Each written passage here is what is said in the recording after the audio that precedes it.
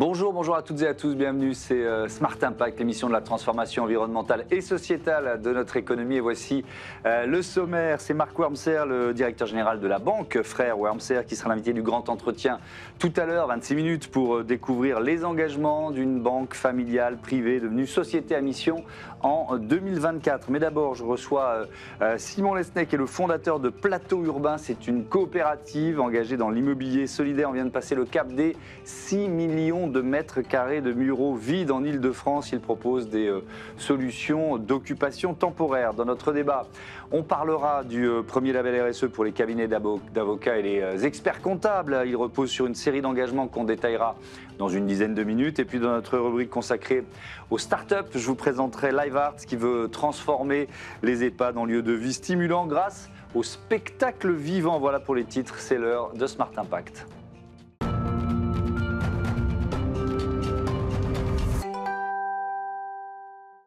L'invité de Smart Impact, c'est Simon Lesnay. Bonjour. Bonjour. Bienvenue, vous êtes le fondateur, directeur de Plateau Urbain et vous êtes parti d'un constat quand vous avez créé, c'était en 2013, c'est ça, Plateau Exactement. Urbain, constat de la quantité de bureaux vides en Ile-de-France. On va voir le chiffre d'aujourd'hui, chiffre à la fin 2025, 6,2 millions de mètres carrés d'immobilier tertiaire vides en Ile-de-France. Je crois que c'est un record historique. Comment vous l'expliquez? On est sur quelle tendance là? Alors le marché immobilier fonctionne avec des cycles. Donc vous avez une première crise en 1994 avec une première crise de surproduction et vous avez une deuxième crise en 2006 et là on est sur la troisième crise du marché tertiaire. Ouais. Et en 2013 quand on a créé Plateau Urbain, il y avait déjà 3,6 millions de mètres carrés vacants. Il faut savoir que l'Île-de-France... 6 millions d'eux, donc en une douzaine d'années. On a réussi à passer de 45 millions de mètres carrés de bureaux en Île-de-France à 55 millions en 10 ans. En fait, c'est le plus gros marché tertiaire d'Europe. Donc on est devant Londres, devant Francfort. Donc avant, quand le pourcentage ne paraissait pas si élevé, ça fait quand même beaucoup d'immeubles. Donc notre baseline de l'époque, c'était 44 tours Montparnasse, vides, alignés. Là, on est à 66. Ça représente 66 tours Montparnasse, d'accord, ces bureaux vides. Alors, quelques questions sur Plateau Urbain. Déjà, c'est une coopérative, c'est ça? Comment vous fonctionnez? Alors, on est une société coopérative d'intérêt collectif. Donc, ça veut dire qu'il y a une dissociation entre le capital détenu et le pouvoir de vote. Donc, on a plusieurs collèges. On a le collège des salariés, le collège des investisseurs, le collège des partenaires, le collège des utilisateurs, le collège des experts. Et en fait, à l'Assemblée générale, il y a une pondération du collège de vote qui permet d'avoir une répartition du pouvoir en fonction de la typologie de bénéficiaires et d'acteurs de la société coopérative. Et donc votre objectif c'est quoi? C'est d'occuper temporairement, c'est ça, ces bureaux vides? On a réussi à trouver une sorte de glitch dans le système capitaliste immobilier, c'est-à-dire que ce temps entre le début d'un chantier ou cette vacance structurelle où en fait l'immeuble ne trouve pas de locataire, on aide soit à accompagner ce temps-là, donc en attente de permis de construire, soit à accompagner le lancement d'un nouvel immeuble, et on arrive à le négocier sans loyer. Donc notre but, en fait, c'est d'avoir des espaces-temps et des espaces qui sont hors marché, avec du coup une redevance qui va couvrir les charges et s'adresser en fait à des acteurs qui sont exclus de la ville classique. Alors, qui va ensuite occuper ces espaces, justement? En 2016, on a lancé une plateforme. C'était l'époque des plateformes web. Et on a 13 000 personnes qui sont inscrites dessus. Et ça va être des indépendants, des associations, des artistes qui cherchent plutôt des petites surfaces, entre 15 et 20 mètres carrés. Et la vacance structurelle en Ile-de-France, c'est plutôt des immeubles de 5 000. Donc en fait, notre métier, c'est de faire le lien entre la demande de toutes petites surfaces et la vacance de très grandes surfaces. Ça veut dire quoi? Ça veut dire qu'il faut y faire des travaux, par exemple? Alors on peut recloisonner quand c'est des plateaux nus. Nous, on va plutôt essayer de conserver l'usage principal, donc c'est du travail, on va faire du travail dedans, et de faire le lien. Mais en fait, c'est pas forcément intéressant pour des gestionnaires traditionnels immobiliers d'avoir 250 contrats sur un immeuble. On préfère pour de la lisibilité et de la facilité plutôt avoir une grande entreprise qui va prendre 500 mètres carrés qu'avoir 200 petites structures qui prennent la location. Je veux bien qu'on remonte à 2013, peut-être que vous nous racontiez un peu le premier ou les premiers projets développés, et puis surtout, comment on vous a accueilli, quoi. Est-ce qu'on vous a regardé un peu comme, bon, il est bien gentil, mais un peu comme un extraterrestre avec cette idée-là? Moi, je suis urbaniste de formation, je fais des études de géographie, et j'ai été diplômé pendant la crise, donc j'ai pas trouvé de travail directement en urbanisme, et je suis parti dans l'immobilier, et j'étais analyste de marché pendant 3 ans. Et du coup, j'étais licencié économiquement, ce qui arrive. Et là, je me suis dit, peut-être qu'il y a quelque chose à faire sur ces nombreux immeubles de bureaux que j'étudiais. Donc, j'ai appelé mes camarades de promotion, on a créé une association, et pendant 2 ans, c'était un peu avec le bâton de pèlerin, mais je savais où aller prêcher la parole. Donc, oui, on me regardait en me disant, en fait, on a déjà essayé l'occupation temporaire, les gens vont pas partir à la fin. Donc, on a eu beaucoup d'étapes avec mes camarades qui étaient de convaincre que les gens allaient bien partir à la fin et qu'on pouvait recréer un cycle de confiance. Et on a eu une chance vraiment très forte, c'est qu'on a rencontré l'association Aurore, qui existe depuis 1871, qui est une grande dame de la solidarité à Paris, et qui fait de l'hébergement d'urgence. Et en fait, on nous a dit, on est en train de récupérer un énorme hôpital dans le 14e arrondissement, l'hôpital Saint-Vincent-de-Paul, qui venait d'être vidé. On va installer des places d'hébergement d'urgence et on aimerait bien qu'il y ait de l'activité à côté. Et il y avait une autre association qui s'appelle Yes You Camp qui devait l'ouvrir au public. Donc au moment où on avait... Il y avait un premier projet là sur lequel tester le système, gros projet. On avait fait des petits avant, mais c'est même pas la peine d'en parler. Mais là, ce gros projet, 3,4 hectares dans Paris, 600 personnes hébergées, 250 structures, ça nous a permis ensuite de faire passer les privés, les politiques, dans quelque chose qui était vraiment très concret. Donc on a eu la chance d'avoir en gros notre démonstrateur, mais à une échelle qu'on n'a pas encore refaite, et qui nous permettait de prouver aux gens que ça fonctionne. Alors il y a eu d'autres projets emblématiques, les arches citoyennes, les grands voisins. Alors de quoi on parle? Peut-être les arches citoyennes pour commencer. Alors les arches citoyennes, c'est l'ancien siège de la PHP. Et du coup, depuis les années... depuis l'ancien mandat, en fait, on fait des concours plutôt de programmation sur des immeubles de bureaux. Et donc là, il y a eu un concours de promotion immobilière pour transformer cet ancien siège. Et on est rentré dans le concours avec BNP, Paribas, Apsis et RATP Solutions Ville. Et on a proposé de faire une préfiguration, donc c'est-à-dire de raconter, sous la forme un peu d'une bande-annonce, mais en réel, ce qui allait se passer ensuite. Donc c'était 35 000 m² en face de l'hôtel de ville, 495 structures, un nombre incroyable d'événements. Et on a pu mener ce projet-là pendant 2 ans et demi. Et là, on a rendu les clés en décembre, parce qu'il faut savoir partir. Oui, alors ça ne doit pas être si facile d'ailleurs. Il y a une méthodologie en fait. On sait maintenant du coup annoncer à l'avance quand est-ce que va finir l'occupation, et on est persuadé qu'en fait ces temps-là où la confiance a été recréée, ils sont précieux parce que c'est un peu les seuls poumons de respiration en dehors des lois du marché pour pouvoir avoir des espaces abordables et pouvoir créer en ville. Et avoir par exemple un atelier à 252 € par mois avec vue sur la Seine, c'est incroyable de pouvoir faire ça. Et ça permet aussi de redonner de la centralité à des personnes qui sont exclues par en gros juste les lois du marché qui vont définir à quel prix le mètre carré est à tel endroit. Et nous, on fonctionne en dehors. C'est-à-dire qu'en gros, le prix qu'on va proposer couvre les charges du projet. Il est déconnecté en fait de la situation. Donc là, on permet en fait de redonner de l'accessibilité, de redonner de la centralité et de proposer à des gens de pouvoir créer, mais en plein cœur de la métropole. Et ça, pour moi, c'est hyper important. Et alors, c'est beaucoup de créateurs d'entreprises, c'est ça, qui viennent ou c'est des entreprises déjà existantes, des toutes petites entreprises, c'est des personnes seules? C'est quoi un peu si on doit décrire, je ne sais pas s'il y a un portrait robot, mais si on... Alors moi, je suis un enfant de la mixité. J'ai grandi en banlieue. J'ai eu des études d'urbanisme. On nous a vendu qu'il fallait de la mixité. Donc en gros, on n'est pas un incubateur. On n'a pas une direction artistique forte.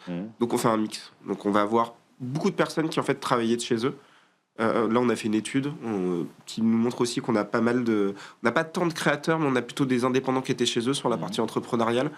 Sur la partie associative, on a pas mal d'associations assez structurées qui ont plus de 5 ans, où là, on leur propose que leurs subventions aillent dans leur action et pas dans un loyer. Donc en fait, on démultiplie en fait l'action des associations. Et sur la partie artistique, on a un peu tout le monde. Et c'est ce mix-là, un peu un tiers, qui crée en fait des lieux qui sont un peu inédits, et avec une programmation qui est juste où le but c'est que les gens s'entendent bien et aient envie de partager une expérience ensemble et découvrent d'autres métiers.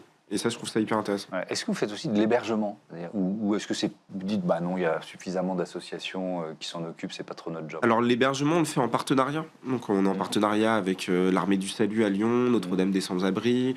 On a des partenariats avec Caritas, avec l'association Aurore. Donc c'est un métier quand même qui est spécifique. C'est en fait l'hébergement d'urgence. C'est une compétence de l'État qui est déléguée à des associations spécialisées. Donc là, on va travailler avec elles. Mais aujourd'hui, on a beaucoup de mal quand même, depuis 4 ans, à réouvrir des lieux mixtes. Il faut vous dire, les Grands Voisins, c'était 600 places d'hébergement d'urgence. On avait ouvert un autre projet, on avait 400 places dans le 16e qui s'appelait la caserne Exelmans, qui était c'était le projet des 5 toits. Et en fait, s'il y avait une volonté politique, on aurait pu ne plus avoir de sans-abrisme à Paris avec 6 projets comme on pouvait le mettre. Et il y a un moment où, en fait, la machine s'est un peu grippée. Et du coup, on n'a plus les autorisations de pouvoir ouvrir dans Paris ces places d'hébergement. Et il y a un vrai problème aujourd'hui là-dessus. C'est-à-dire, on a la solution pour faire que les lieux d'hébergement soient des lieux sympathiques, soient un peu des plateformes d'engagement citoyen de proximité, que les gens se rendent compte qu'il n'y a pas une différence très forte, c'est juste des personnes qui ont eu des parcours de vie compliqués.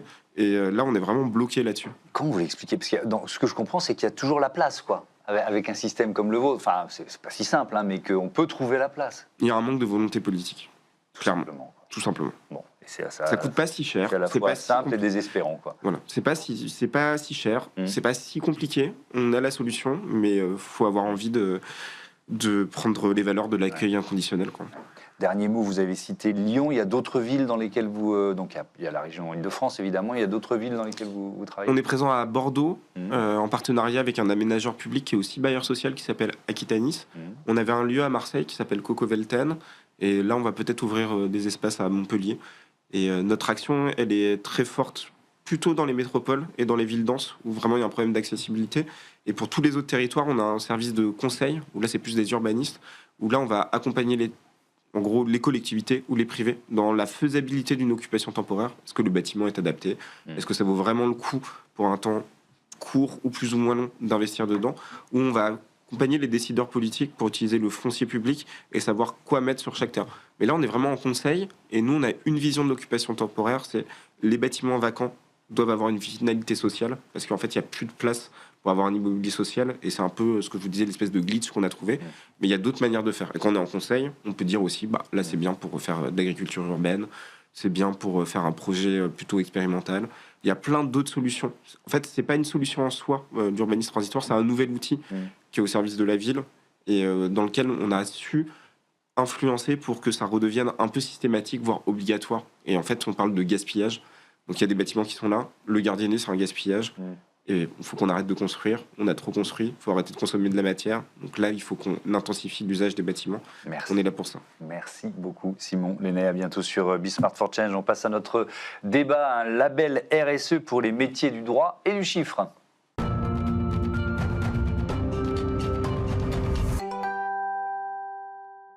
On parle d'un nouveau label RSE droit et chiffres avec mes invités. Sophie Leroy, bonjour, bienvenue. Bonjour. Vous êtes associée, cofondatrice du cabinet FJSLA Consultant, et William Feugère, bonjour. Bonjour. Bienvenue à vous aussi. Vous êtes avocat associé du cabinet Feugère Avocat, président d'Ethicorp également. Peut-être un mot de présentation avant de vraiment détailler ce qu'est ce nouveau label lancé en novembre dernier. Votre cabinet de conseil et d'audit, vous pouvez nous le présenter en quelques secondes? Oui, bien sûr. C'est un cabinet de conseil, d'audit et de formation spécialisé dans les certifications ISO, mais également dans les démarches RSE, avec la particularité de créer des labels sectoriels comme le label RSE droit et chiffres. Ouais. Et votre cabinet, et peut-être aussi Ethicorp de quelques mots. Alors Ethicorp, je vais commencer par là, c'est une legal tech que j'ai fondée, qui accompagne les entreprises sur tout ce qui est compliance, dispositif d'alerte, suivi d'enquête interne, cartographie des risques. Et mon cabinet, Feugère Moison Avocat, nous sommes spécialisés en contentieux et en compliance. On accompagne les clients en compliance, en RSE. Et nous avons également, je suis également auteur du code de la compliance chez Dalloz, donc je suis vraiment complètement immergé dans cette matière. Profitons-en pour citer le code de la compliance qui est chez Dalloz. Alors, pourquoi ce label pourquoi? Parce que des labels, il y en a, d'ailleurs, moi ça m'intéresse, si je vous reçois, c'est que c'est des thématiques passionnantes qui permettent au métier de progresser, mais c'est vrai qu'il y en a beaucoup. Alors, pourquoi un nouveau label? Expliquez-moi. En fait, on a observé qu'il y avait de plus en plus de demandes de la part des cabinets d'avocats, des experts comptables, des commissaires de justice, qui, sous la pression de leurs parties prenantes comme leurs clients, les collaborateurs, les futurs collaborateurs et même parfois un ordre, ils avaient besoin en fait d'être dotés en outils RSE. Et face à eux, effectivement, ils avaient beaucoup de labels, mais plutôt des labels généralistes qui ne prenaient pas en compte les spécificités de ces professions réglementées. Et donc, du coup, le label RSE droit et chiffres, on a l'habitude de dire qu'on est passé du prêt-à-porter à la haute couture, puisqu'en fait, il a été créé pour ces professions. Et en fait, il a été créé aussi par ces professions. Qu'est-ce qui pose souci avec un label un peu trop généraliste, et pourquoi vous avez créé celui-ci? Les cabinets d'avocats ont une organisation qui est un peu différente. On accompagne nos clients, nous sommes des entreprises comme eux, comme elles, mais on a des attentes et des règles qui sont un peu spécifiques, une déontologie, une organisation, des liens avec nos collaborateurs qui sont structurés d'une manière différente qu'avec des salariés. Et donc, c'était important qu'on puisse porter une organisation, une structuration d'un label adapté. Et l'idée de départ du cabinet de consultants de Sophie, c'était de créer justement un label pour chiffres et droits, les deux professions qui accompagnent principalement les entreprises. Et on a travaillé ensemble avec grand plaisir pour la création et la construction de ce label. Oui, on va expliquer comment il a été construit. Est-ce que c'est si facile d'associer dans un même label les métiers justement du chiffre et du droit? Eh bien justement, en fait, c'est là où ça a été très important dans la constitution, en fait, dans la mise en place de ce label. En fait, avant d'être un label, c'est un référentiel. Donc, comment ça s'est passé? On s'est appuyé sur la norme ISO 26000, qui est la norme de référence internationale sur la responsabilité sociétale des entreprises. Et avec mon associé, donc qui n'est pas là, mais Fabrice Jobard, on a commencé à créer un projet de référentiel en se basant sur cette norme. Et puis, quand on a eu fini de créer ce projet, on a constitué ce comité de pilotage, constitué de ces professions réglementées, avec les cabinets d'avocats, dont William, qui est présent parmi nous. Alors, il y avait qui d'autre? Experts comptables. Des experts comptables, des commissaires de justice et un représentant de l'Ordre des avocats de Paris. Donc, ensemble, on a affiné ce référentiel. D'accord. Donc, et à la fin, quand on a été tous d'accord sur les 110 critères, eh bien nous, on l'a présenté à un organisme tiers indépendant. Donc, en l'occurrence, ici, c'est Bureau Veritas Certification, qui en a fait une relecture critique et puis qui l'a validé. Pourquoi c'était important d'avoir un organisme indépendant? C'est la robustesse d'un label qui fait sa crédibilité d'une certaine façon. Ah oui, il faut absolument que ce soit labellisé par cet organisme indépendant, parce que c'est la certitude que c'est complètement impartial, indépendant par rapport à la construction, la mise en œuvre du label au sein de l'entreprise, au sein du cabinet. Donc c'est essentiel, et c'est tout l'intérêt d'avoir un cabinet de consulting comme celui de Sophie qui nous accompagne, parce que eux savent, nous on arrive à structurer notre cabinet et notre activité en fonction des labels, avec leur accompagnement, mais il faut aussi connaître ce que va attendre un organisme de certification, son raisonnement, les spécificités pour que ça cadre bien, que ça coïncide bien. Et donc, c'est comme ça que l'articulation se fait. Mais l'organisme est complètement indépendant et impartial. Bon, les négociations ont été compliquées? Non. Entre membres du comité de pilotage ou avec... entre membres du comité de pilotage, non, parce qu'on a l'habitude de travailler ensemble. Chiffres et droits, ce sont des conseils qui travaillent main dans la main pour les entreprises. Donc, c'était pas si compliqué de trouver des objectifs communs. Les principales thématiques, si on rentre un peu dans le détail du label. Donc, c'est ce que je disais, il y a 110 critères qui sont regroupés en 13 thématiques. C'est un peu enflammé sur la quantité des critères, mais en même temps, c'est ce qui correspondait à ces professions. Et donc, ces thématiques, il y a des thématiques généralistes. Donc, on retrouve la gouvernance, l'environnement, l'ancrage territorial, les ressources humaines. Mais en plus, donc, on a intégré des thématiques qui étaient liées aux spécificités de leurs enjeux, comme l'impact de l'intelligence artificielle, l'éthique et la transparence, l'équilibre vie pro, vie professionnelle, l'égalité homme-femme. Voilà, donc ça, c'est principalement ces thématiques-là. Pourquoi il fallait un spectre aussi large, d'une certaine façon, William Feugère? Parce que la RSE, c'est aussi large. Il y a tellement de dimensions dans cette matière qu'il fallait avoir justement ces critères-là. C'est l'avenir de notre planète, c'est l'avenir de nos marchés, c'est l'avenir de nos enfants. Il est absolument essentiel de couvrir l'ensemble des différents thèmes pour être adapté justement et pour pouvoir préserver cet avenir. Donc on a ces thèmes-là, ça paraît beaucoup, 110. Mais en réalité, c'est à regrouper, comme le disait Sophie, mais c'est à observer pour être sûr de ne pas passer à côté quelque chose d'essentiel. Et c'est adapté aussi à la réalité actuelle, avec l'IA notamment. Donc c'est vraiment important. Alors tiens, justement, sur l'IA, c'est vrai que je lis beaucoup. Alors il y a à la fois des fantasmes, il y a des craintes qui sont réelles, il y a des progrès qui sont évidents. Il y a beaucoup de questions qui concernent vos métiers sur l'impact en termes d'emploi, notamment pour les juniors.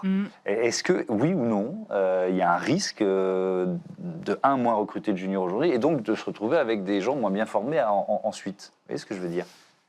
William, je sais. Moi, côté avocat, j'ai aucun problème et aucun risque de ce côté-là, parce que les juniors au cabinet apprennent à se servir de l'IA, c'est un outil.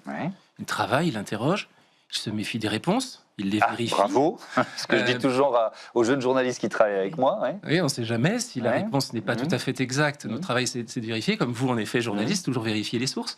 Et puis, en fait, eux, on leur demande d'apprendre la stratégie, de pouvoir anticiper et de réfléchir avec le client. Et ça, l'IA n'y arrive pas pour le moment.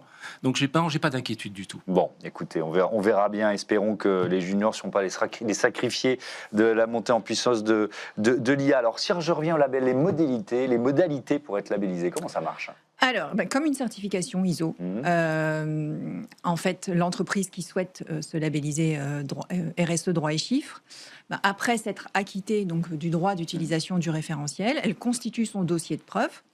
Donc, elle reprend les 110 critères et puis, en face de chacun des critères, soit elle associe un outil, soit elle crée un outil pour répondre à ce critère. À l'ensemble des critères. Et puis ensuite, quand le dossier de preuve est constitué, elle sollicite l'organisme tiers indépendant qui analyse le dossier et qui ensuite vient auditer sur site et qui délivre. Donc, lorsqu'il est sur site, il vient vérifier la mise en place de ces éléments de preuve et donc il décide de labelliser ou pas. Et cette labellisation, elle est valable 3 ans. Alors, il a été lancé en novembre, c'est peut-être un peu trop tôt, mais il y a déjà des candidats, il y a déjà des labellisables ou en cours de labellisation. Même mon cabinet. Très bien. C'était prévu. Oui, vous l'avez fait le premier service. Oui, mais c'était aussi parce que c'est quelque chose. En fait, c'est venu d'une discussion avec FJS et la consultance, c'est-à-dire qu'ils avaient décidé de créer un label, et moi, au même moment, j'avais envie de participer à la création d'un label et d'être labellisé. Ça me paraissait indispensable, attendu de mes clients, attendu de mes collaborateurs aussi. Il y a une forte demande des équipes internes d'être très engagées dans la RSE. Et donc... Qu'est-ce que ça vous apporte, si vous vous projetez un peu dans l'avenir, cette labellisation? Une différenciation par rapport à des concurrents? Ça, c'est le côté affichage, mais bon, ça peut être intéressant. Ce qui est intéressant pour moi le plus, c'est d'être structuré pour être conforme RSE. C'est-à-dire qu'au-delà de l'affichage, c'est la transformation en une réalité. Ça, c'est intéressant, de vérifier que nos pratiques au quotidien sont conformes à la RSE et s'inscrivent dans cet avenir que j'évoquais. C'est ça qui est attendu aussi par nos équipes, mais par les clients.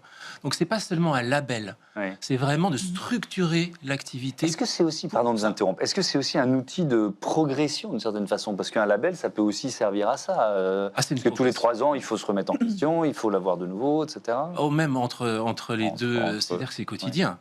Nous avions fait la démarche déjà avec Sophie, nous avons été certifiés, enfin labellisés, je ne sais plus le terme exact, au Bureau Veritas, ISO 37002, ISO 37008, c'est-à-dire sur les alertes et les enquêtes internes. Et en fait, au fur et à mesure des semaines, des mois, notre pratique évolue. Et donc, on doit sans arrêt faire évoluer aussi nos procédures. C'est structurant, oui. C'est structurant au quotidien. Et c'est ça qui est intéressant. Est-ce que vous conseillez à celles et ceux qui voudraient se lancer dans la démarche, est-ce qu'il faut être accompagné et si oui, comment? Alors, en fait, c'est exactement comme les certifications ISO. Encore une fois, soit l'entreprise a les ressources en interne. Ça dépend de la taille, quoi. Exactement. Mais même parfois, alors, soit les entreprises ont les ressources en interne et donc elles constituent leur dossier et puis elles font le process avec l'organisme tiers indépendant. Mais même parfois, quand elles ont les ressources en interne, elles font quand même appel à des cabinets conseils comme le nôtre, puisqu'en fait, comme on est au contact d'une multitude, c'est notre métier, donc on crée, on audite des systèmes et des outils, donc on a une multitude d'exemples en tête, et donc faire appel à un cabinet conseil pour les accompagner, c'est fiabiliser la labellisation, et puis c'est aussi leur permettre d'aller un peu plus vite. C'est une démarche qui prend combien de temps? C'est rapide? Oh, c'est rapide. Si on est bien organisé, si on a déjà une procédure interne, c'est plus rapide, ça prend quelques semaines ou quelques mois. Si on a besoin de plus d'accompagnement, c'est long, mais pas plus de quelques mois. Oui, et puis à partir du moment où en fait on crée des outils, c'est ça qui est important, c'est pas de créer justement un affichage ou un système parallèle, c'est vraiment de créer des outils qui correspondent à l'organisation de l'entreprise et pas de créer quelque chose juste pour satisfaire un auditeur. Oui, on est dans le concret. Merci beaucoup, merci à tous les deux d'avoir participé à ce débat et à bientôt sur Be Smart for Change. On passe tout de suite au grand entretien de ce Smart Impact avec le directeur général de la banque Wormser. Prêt pour l'impact, c'est la question que je pose chaque jour à une personnalité qui compte dans notre économie. Je reçois aujourd'hui Marc Wormser, bonjour. Bonjour. Bienvenue, vous êtes le directeur général de la banque Wormser Frères. Comment on a 25 minutes ensemble, 25-26 minutes. Je veux bien savoir comment vous décrivez, comment vous définissez votre banque. Tiens, quand vous arrivez, vous dire tiens, moi je suis le descendant, c'est quoi, la 4e génération, c'est ça? Oui, je commence par là. C'est-à-dire que c'est une banque qui a été créée par mon arrière-grand-père. On va fêter nos 90 ans cette année.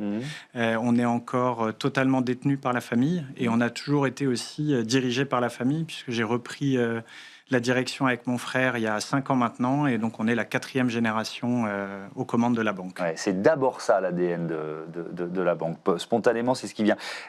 Quels avantages, une banque familiale et indépendante, quels avantages sur le marché? Qu'est-ce que ça apporte?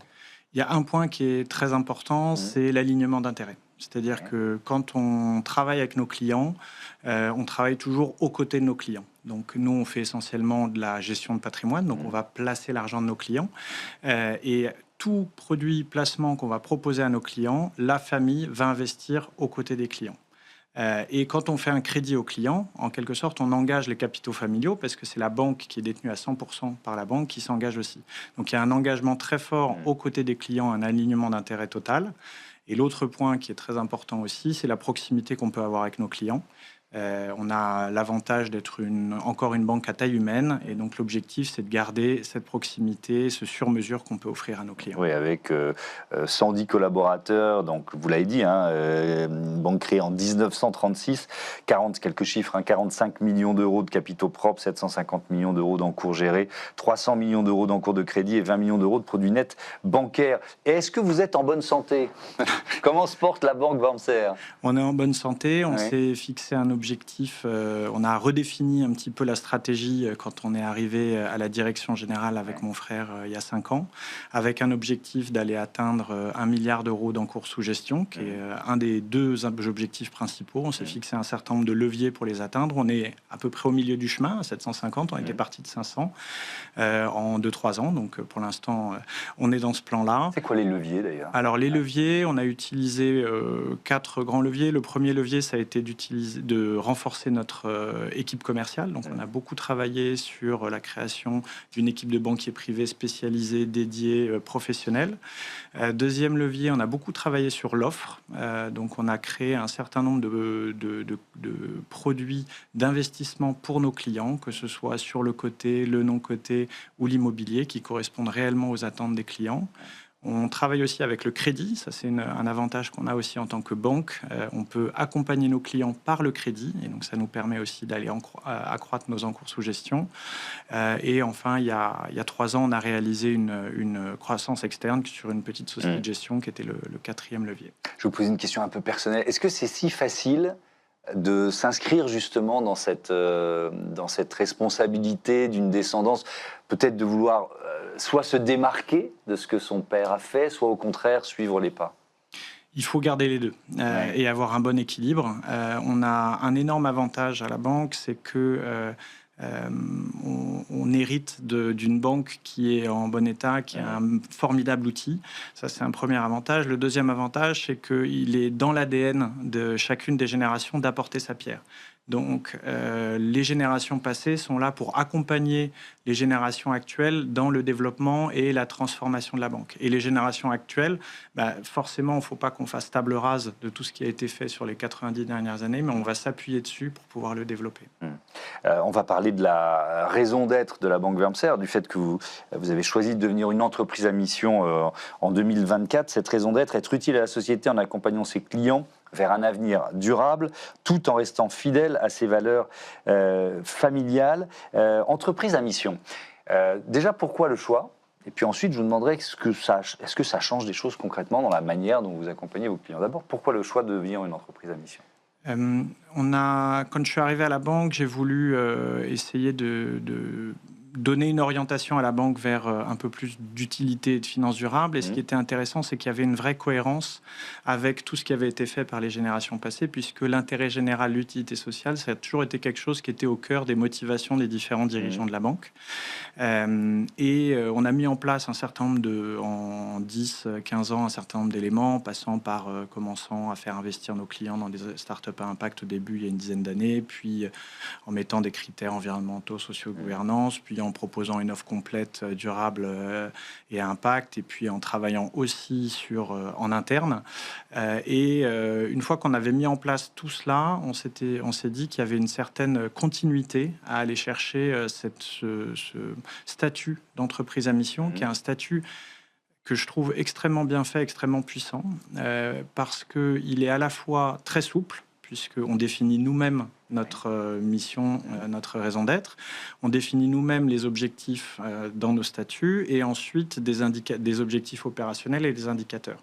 Donc il y a une vraie souplesse là-dessus. En même temps, il y a une réelle exigence puisque tous ces indicateurs-là sont vérifiés chaque année à la fois par un comité de mission composé de personnes internes et externes et par un organisme tiers indépendant, un OTI, et qui va vérifier à la fois le fait qu'on atteigne nos objectifs, mais aussi que nos objectifs soient assez ambitieux. Et donc, donc c'était une démarche qui n'était pas non plus un changement radical, puisqu'il intervenait dans une certaine continuité. Oui, mais on l'a compris, c'est inscrit dans les statuts. On a déjà expliqué plein de fois ce qu'était le statut d'entreprise à mission. Donc, c'est un engagement sur lequel vous pouvez rendre des comptes. Exactement. Auprès de qui, d'ailleurs ? De clients, d'associations qui viendraient questionner vos engagements ?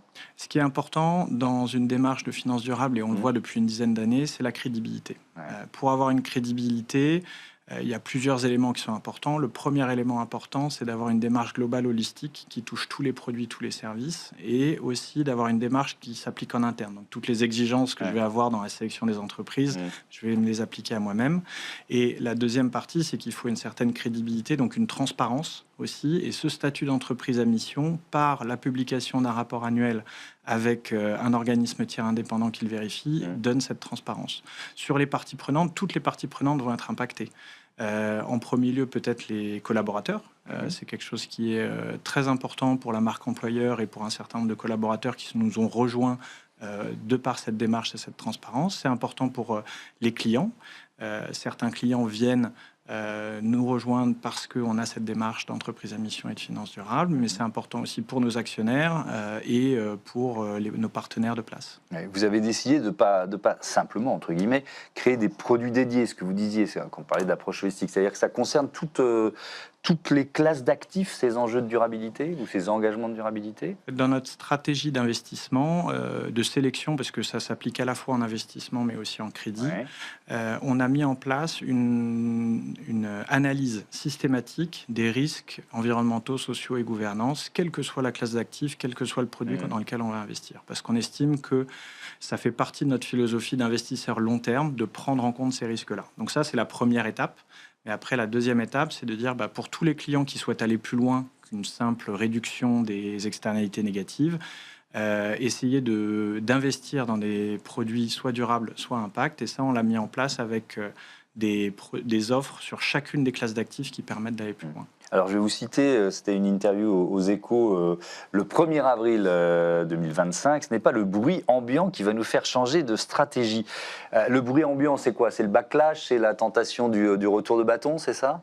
Exactement. On était ça fait maintenant, je pense, 18 mois qu'on est dans cet univers de bruit médiatique autour du backlash, qui est poussé notamment, mais pas que, par le président des États-Unis, qui a notamment indiqué que le dérèglement climatique était une escroquerie. Donc on est sur un bruit ambiant qui est très négatif. Pour autant, nous, on a vraiment une stratégie long terme. Et pourquoi on continue à la mettre en place malgré ce bruit ambiant ? C'est que justement, on estime que c'est un bruit. Les faits sont là. Il y a la partie. C'est pas parce qu'on dit que c'est une escroquerie que le dérèglement climatique va s'arrêter du jour au lendemain. Il y a des faits scientifiques qui sont évidents, des impacts qu'on voit déjà, même dans l'économie, sur notamment les risques climatiques non couverts par les assurances. Et donc, nous, il faut qu'on continue et qu'on reste solide aussi là-dessus, puisqu'on estime que aussi ce bruit-là va un jour s'estomper et en restant solide, on verra en effet à la sortie qui sera resté cohérent. Je suis à la fois d'accord avec vous et pas tout à fait, parce que oui, il y a une exagération peut-être du backlash, mais enfin c'est pas seulement du bruit. Quand les banques américaines se retirent de l'association Net Zero Banking Alliance, là c'est factuel. C'est quand même un vrai retour en arrière avec peut-être moins de finances durables proposées. Alors, peut-être un peu moins de finances durables, mais en tout cas, moi, je dirais pas forcément moins de finances durables, mais plutôt une finance durable autrement, plus exigeante et de façon différente. Le net zéro avait un certain nombre d'inconvénients, on va dire, notamment l'alliance bancaire. Et donc, le fait que certains établissements soient partis et que cette initiative soit arrêtée, en fait, ça a généré aussi d'autres initiatives. Sur le Net Zero Investment Framework, il y a un nouveau système qui a intervenu. Et donc, ce qui est intéressant, c'est que les nouvelles méthodes sont plus pertinentes. Avec des critères plus exigeants ou des méthodes plus intéressantes? Des méthodes plus intéressantes. Par exemple, si on prend l'exemple de l'investissement, historiquement, quand on investissait, on calculait l'intensité carbone du portefeuille. Donc, chaque entreprise, en fonction de son chiffre d'affaires et du montant investi, on définissait quelle tonne de CO2 ça équivalait. Et en fait, pour réduire son intensité carbone, il suffisait d'investir dans des secteurs moins intenses. Et donc, en effet, si on investissait que dans des services, forcément, on allait être moins intense que si on investissait dans l'industrie lourde. Et pour autant, c'est pas comme ça qu'on a échangé les choses. Et en fait, ce qui est intéressant, c'est qu'il y a notamment l'aspect de transition qui est rentré en compte. Et donc, on a mis en place notamment une nouvelle stratégie climat cette année où on se base là-dessus en se disant que maintenant, nos objectifs, c'est plus nécessairement de raisonner en intensité carbone, mais plutôt de raisonner en poids de nombre d'entreprises qui sont adaptées à un monde qui tend vers un réchauffement climatique limité à 1,5 degré. Est-ce que c'est justement si facile de mesurer cet impact réel d'un investissement, d'un choix d'investissement, d'un choix de crédit? Est-ce que vous avez les métriques, les outils pour mesurer l'impact? Alors, ce qui est intéressant, c'est qu'il faut s'adapter puisqu'on travaille sur des classes d'actifs qui sont très variées. Donc, sur le côté, on a énormément d'informations aujourd'hui. Nous, on travaille plutôt sur les grandes entreprises cotées quand on investit, que ce soit en Europe ou aux États-Unis. Les données de reporting sont là, fiables. J'aurais peut-être pu aller un petit peu plus loin avec la CSRD qui s'est un peu arrêtée, mais globalement, elles sont très fiables. Après, quand on va sur le non coté, là, il faut aller récupérer la donnée entreprise par entreprise, mais globalement, dans l'industrie, on demande là aussi de plus en plus de reporting. Donc ça, c'est intéressant. Et après, quand on va investir, plus on descend dans la taille des entreprises, plus ça va être compliqué d'aller mesurer, mais on peut aller essayer de s'adapter. Et notamment, on travaille sur les plus petites entreprises avec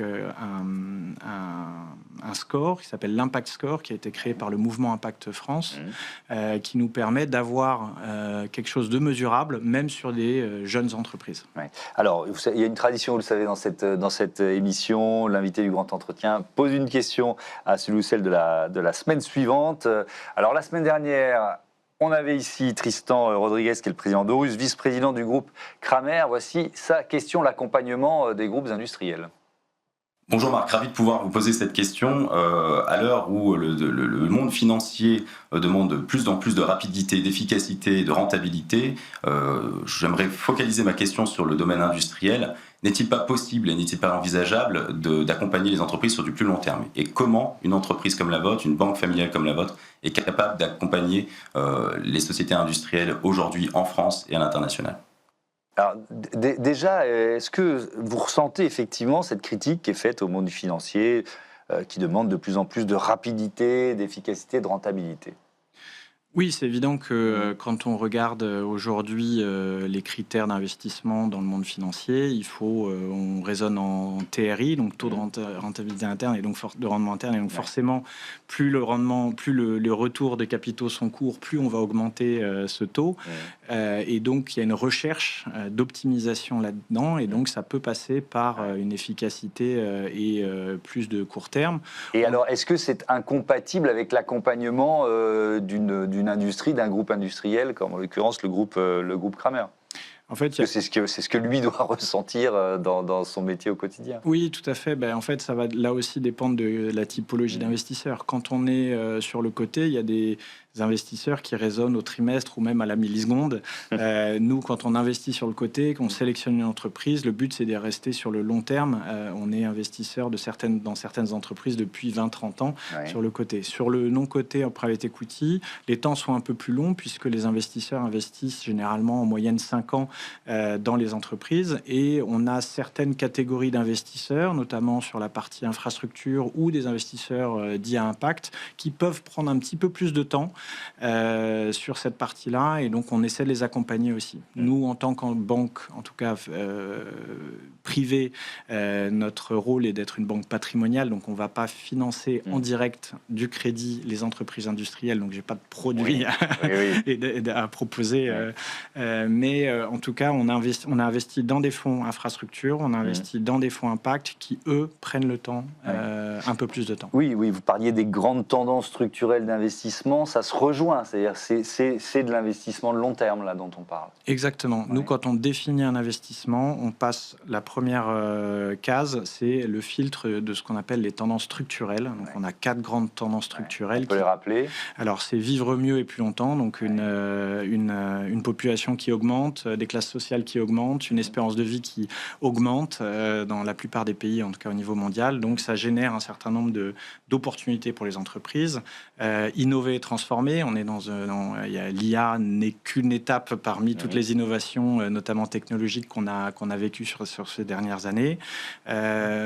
Préserver le climat et la biodiversité, qui sont et le vivant, c'est quelque chose qui est extrêmement important aussi pour les tendances à venir, et s'adapter à un monde polarisé. Et en fait, nous, il faut, quand on investit, que le projet ou l'entreprise soit porté par une de ces tendances structurelles.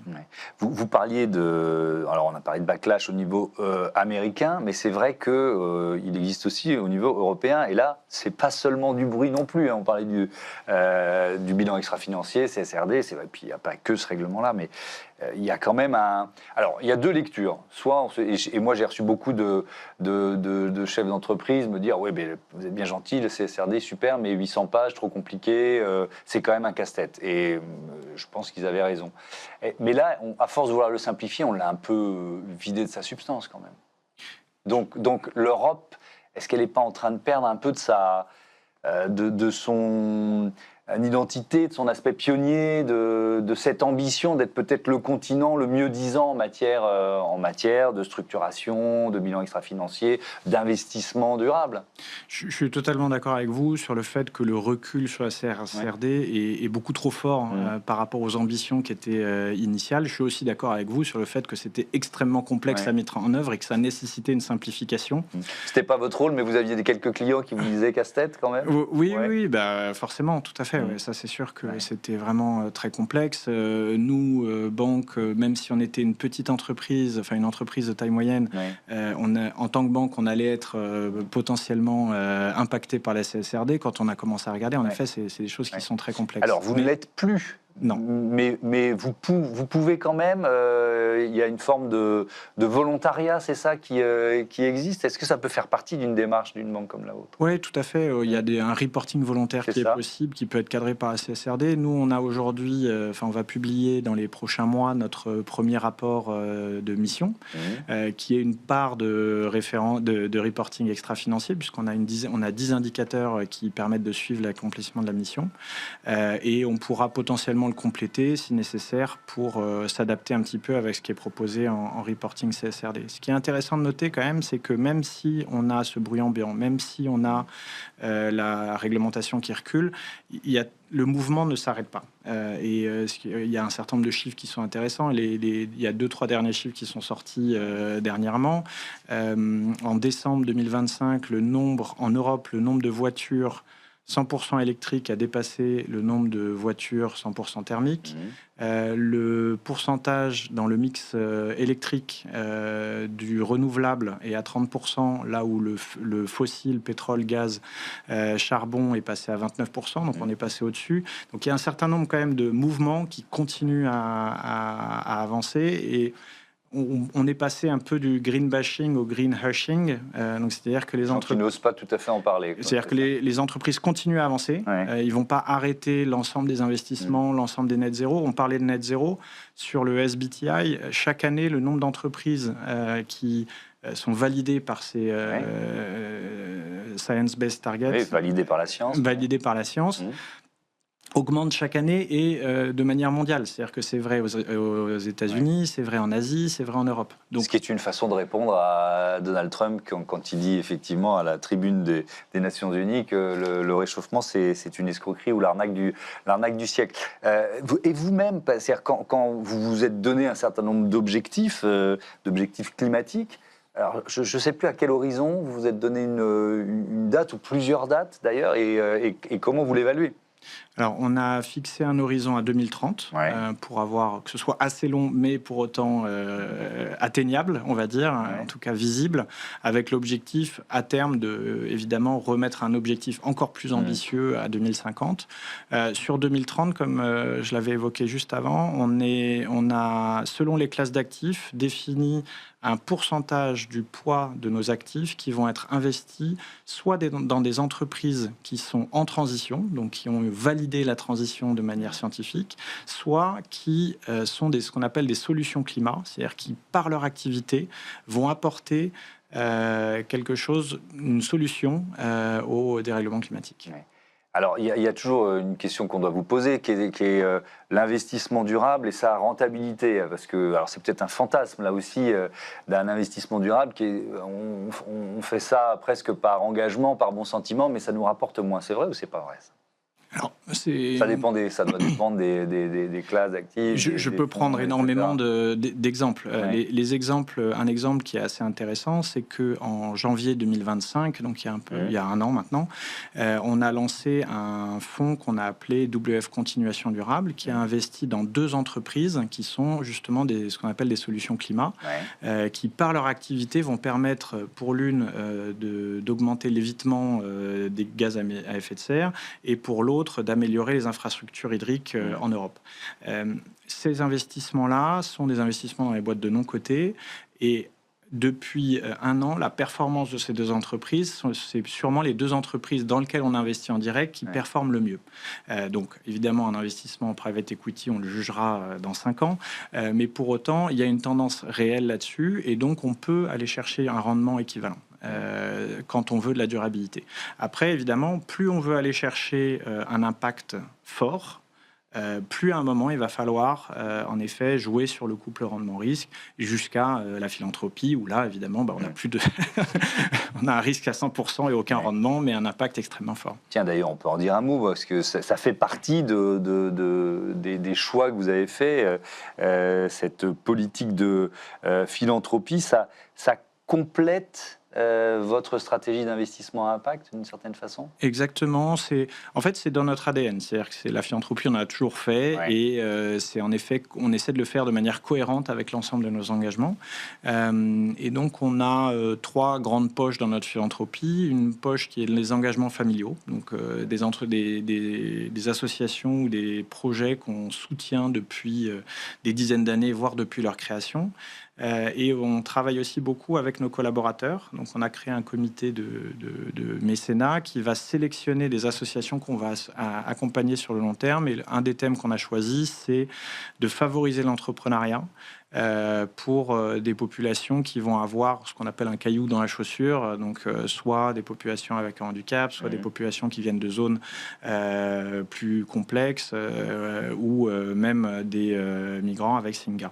Et la dernière poche qui est intéressante, c'est qu'on essaie de favoriser la philanthropie. Et donc, on a créé notamment ce qu'on appelle un matching funds, qui est quelque chose qui existe un peu aux États-Unis, mais assez peu en France, où en fait, chaque collaborateur peut donner à titre personnel pour l'association qui le tient à cœur, et la banque va abonder un pour un pour cette association. Est-ce qu'il y a un rapport différent à l'investissement durable en fonction des générations? Est-ce que vous le ressentez, soit chez vos collaborateurs, soit éventuellement chez certains clients? Bien sûr, on a une étude a été publiée récemment, il y a 6-8 mois maintenant, qui montrait l'intérêt des sujets ESG, durabilité, impact, selon les générations. Et ce qu'on voit, c'est que il y a 2 types de populations qui sont beaucoup plus appétente à investir sur les sujets ESG, durabilité, c'est la génération des millennials, donc la génération née entre 80 et 95, qui va l'être beaucoup plus que la génération X et les baby boomers. Et l'autre point intéressant, c'est les femmes, qui, elles, sont aussi beaucoup plus appétentes que les hommes sur ces sujets-là. Et en fait, ce qui est assez intéressant, c'est que si on regarde à long terme, 5-10 ans, ces 2 populations-là vont croître beaucoup plus vite en termes de pourcentage de détention de patrimoine que les autres.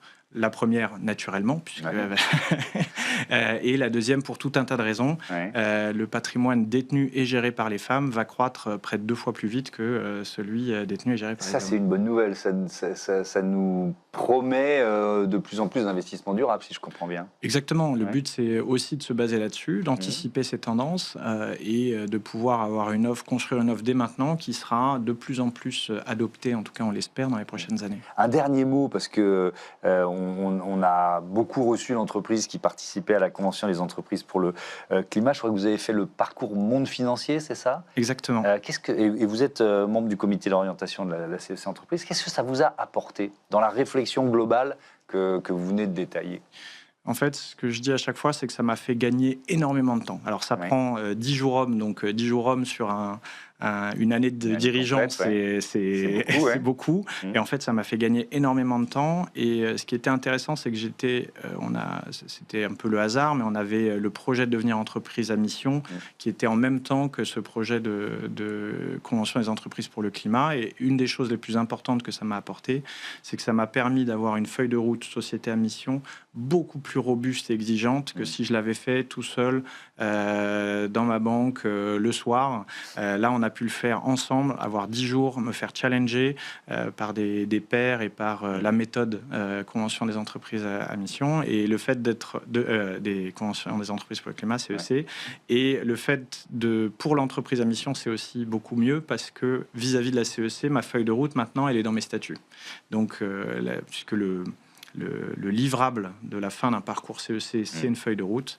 Et donc là, je suis sûr que je vais l'impliquer puisque je suis obligé de le faire. Merci beaucoup, Marc Wormser, et à bientôt sur Be Smart for Change. On passe tout de suite à notre rubrique Startup.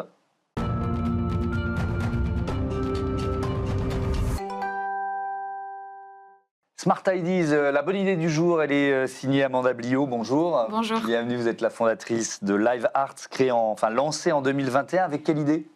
Alors en fait, c'est parti d'un constat très simple. Donc j'avais commencé à réfléchir à une société juste avant le Covid, qui était de mettre en avant les artistes, notamment sur le spectacle vivant. Et après, ça a évolué au fur et à mesure. Mais avec le Covid, je me suis dit, en fait, des personnes à adresser, ça va être les personnes âgées. Donc c'est de là qu'est venue en fait cette idée d'adresser ces personnes-là. Et donc, en fait, on a pu se lancer. Donc, on a eu un temps de réflexion qui a été vraiment intéressant. Parce que, c'est vrai qu'il y a pas mal de sociétés qui se lancent avec, on va dire, un petit peu la pression de devoir se lancer rapidement, etc. Nous, ça a été un réel temps de réflexion et aussi de pouvoir discuter avec les animateurs des établissements seniors, avec leur direction pour comprendre bien leurs besoins. et se positionner sur ce marché avec justement un catalogue d'intervenants qui était adapté. Donc c'est du spectacle vivant dans les EHPAD, les résidences seniors, c'est ça? Tout à fait. Alors ça a commencé avec une première mission qui était de proposer des animations de qualité. Donc que ce soit de l'art-thérapie, donc du semi-thérapeutique, donc c'est-à-dire faire du bien par l'art, en passant par le sport adapté, jusqu'au spectacle vivant où on propose des spectacles de musique, de danse, de magie, etc. pour égayer justement le quotidien des seniors en établissement. Et en fait, cette mission, elle a vachement évolué. C'est-à-dire qu'au fur et à mesure, on s'est rendu compte en collaborant avec les directions ou avec les animateurs des établissements qu'ils avaient très peu d'outils à leur disposition pour mettre en place un planning d'animation structuré, efficace dans leur structure. Donc, on a fait évoluer ça en proposant une plateforme qui permette de piloter le service d'animation et de vie sociale d'un établissement de A à Z. C'est-à-dire qu'un directeur ou une directrice d'EHPAD, il va rentrer dans la plateforme LiveArts et il va c'est comme un catalogue en quelque sorte, il va faire son marché parmi les spectacles que vous proposez ou les animateurs que vous proposez? C'est ça. Alors en fait, ça a vraiment commencé par cette partie catalogue qui a été notre pied d'entrée dans ce secteur-là. Et ensuite, on est venu y rajouter un certain nombre d'outils. Parce que on sait que dans les établissements seniors, il y a des budgets qui sont limités, donc on ne peut pas faire appel à des professionnels tous les jours. Normalement, ils ont des animateurs en CDI, mais des fois, ce n'est pas le cas. Pénurie de personnel ou alors tout simplement parce qu'ils n'ont pas trouvé la bonne personne ou qu'il y a eu un turnover.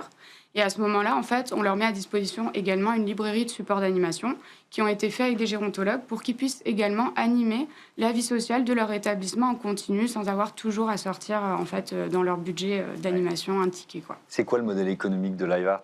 Alors du coup, on a deux modèles. On a ce premier beau pilier qui était donc le catalogue d'intervenants. Et en fait, maintenant, quand on met à disposition la plateforme qui permet un pilotage à 360, là, on est sur un modèle SaaS. Donc là, on a remporté un premier gros contrat avec le groupe Emeis. Donc on a équipé 229 établissements avec ce système-là. Et ce qui est super intéressant, en fait, c'est qu'on avait très peu de données sur les animations qui étaient mises en place dans les établissements seniors. Et nous, avec du coup l'utilisation par des centaines d'animateurs de cet outil-là, on collecte énormément de données et on peut faire des reportings au niveau des groupes pour justement pouvoir améliorer en continu l'accompagnement des seniors avec des innovations, des nouvelles choses qu'on n'avait pas pensé à faire avant. Et du coup, on peut les tester en fait dans différents établissements. Et ça permet justement de pouvoir améliorer, on va dire, de manière générale, l'accompagnement des seniors, même sur nos autres clients. Ça veut dire que vous pouvez évaluer aussi l'efficacité de telle ou telle animation, accompagnement sportif, spectacle sur la santé, le moral, le climat général d'un EHPAD? Tout à fait. Ce qui est assez intéressant, c'est qu'en fait, étant donné qu'on a des données à la fois sur différents établissements, différentes typologies, en général, c'est des EHPAD, mais on a aussi des résidences autonomie, des résidences services. On va pouvoir comparer le niveau de bien-être en fait, des seniors en fonction d'un établissement à l'autre, en fonction de la politique animation qui a été adaptée. Alors après, on traite de l'humain, donc l'humain n'est pas forcément toujours pareil d'une résidence ou d'une EHPAD à l'autre. Mais on adapte en fait en fonction et on peut voir les meilleurs taux de réponse et les meilleurs retours qu'on a, puisque la plateforme indique commentaires, notations, avis, etc., pour pouvoir justement garder uniquement de la qualité sur la plateforme. Merci beaucoup Amanda Bliot et bon vent à LiveArts. Voilà, c'est la fin de ce Smart Impact. Merci à toutes et à tous de votre fidélité à Be Smart for Change. À demain.